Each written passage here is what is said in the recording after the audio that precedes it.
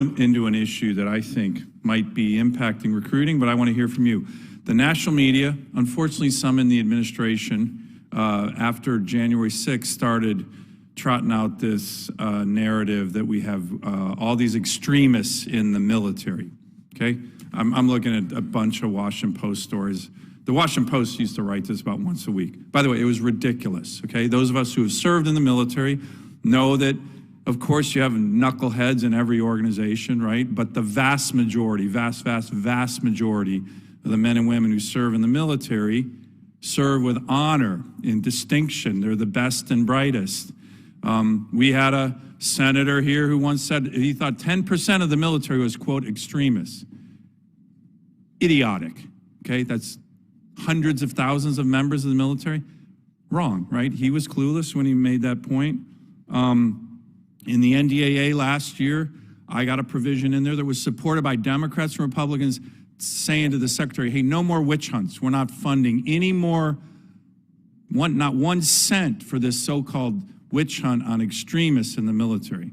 That passed. That's in the NDAA. Can't do it anymore.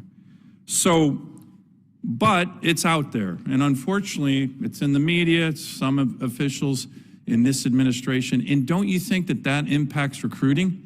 That for the last year, we've been saying that we have all these quote-unquote extremists in the military. If you're a young mom and your son wants to join the Navy, she's kind of doesn't know a lot about the military. I'm not sure I want my son to join the Navy. It's got a bunch of extremists. Has that hurt us? Has that hurt us? Is that one of the factors hurting us? This self-inflicted, non-factual, by the way, the secretary, to his credit, did a study, found that less than 100 members of a 2.1 million member force were conducting extremist activity. That's 0.005% less. There's probably more extremists in the Congress than that.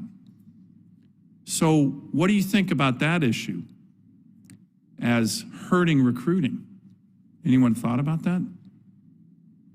Senator Sullivan, I'll start. I'll agree with you that, first and foremost, the vast majority of soldiers in our Army serve honorably. But we don't have an extremist problem in the military, right? The overwhelming majority of our soldiers serve honorably, as I said earlier. Of course. We do not believe that that's an issue for them. So is this hurting recruiting?